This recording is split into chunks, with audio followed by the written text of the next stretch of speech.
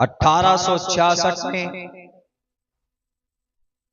इस देश में कुछ प्योर लोगों की जरूरत थी, कुछ ऐसे लोग जो सच्चे देशभक्त हों। तो ऐसे अफराद को पैदा करने के लिए दारुल देवबंद की बुनियाद डाली गई और उन्हीं लोगों की मेहनत और कद्दकाविश से, उनकी कुर्बानी से ये देश आजाद हुआ था। आज भी अगर इस तरह का कोई मामला सामने आता है हमारे मुल्क भारत में, तो हमें कभी उम्मीद है कि इन्हीं मदारिस में पढ़ने पढ़ाने वाले उलमा और तलबा इस देश को बचाने में सबसे पहली सफ में नजर आएंगे इंशाअल्लाह।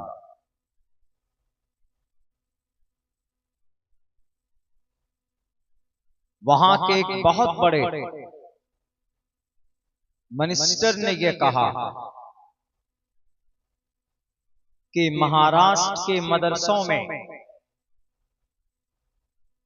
आतंकवादी गतिविधि और उसको प्रमोट किया जा रहा है, इसीलिए जामिया इशाअतुल उलूम अक्कल कुआं और उनके ही तरह जितने भी इदारे हैं उन सब इदारों को बंद कर देना चाहिए, मदरसों को बंद कर देना चाहिए।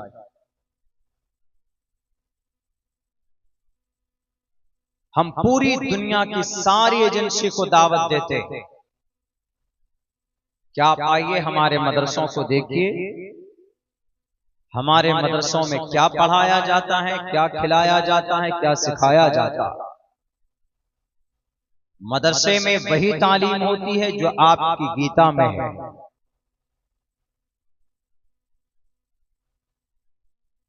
बहुनाम जन्म नामन्ते ज्ञानवान माम परपद्यते वासुदेव सर्वमिति समहात्मा। महात्मा बनाया जाता है मदरसों में, महात्मा महान इंसान बनाया जाता है मदरसों में। अभी जो बच्चे जिनके सर पर फजीलत की दस्तार बांधी गई है, ये महात्मा है, ये इतने बड़े महात्मा है, इतने बड़े महात्मा है कि इनके मुकाबले में कोई नहीं है।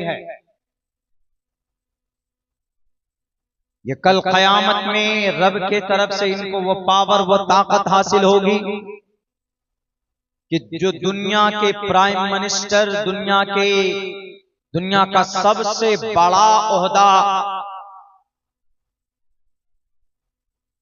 अक़वाम मुत्तहिदा का चीफ और वहां का सेक्रेटरी भी, उसको वो मकाम मर्तबा नहीं होगा रब के सामने में जो एक अदना हाफिज़ कुरान जिसको हम अदना समझते हैं, जो मकाम मर्तबा उनका होगा।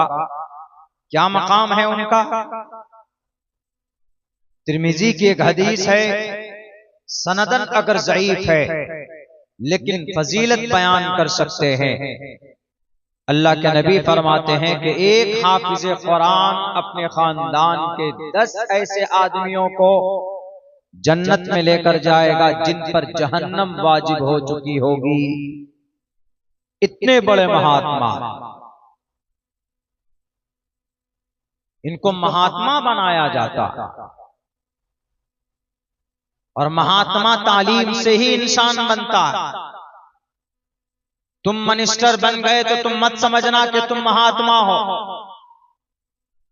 5 साल की तुम्हारी कुर्सी होगी, अवाम ने चाहा है, कुर्सी इख्तिदार पर बिठाया है, कुर्सी आती और जाती है, सरकार बनती बिगड़ती भी है, लेकिन ये महात्मा, इनका मकाम मर्तबा यहां पर भी है।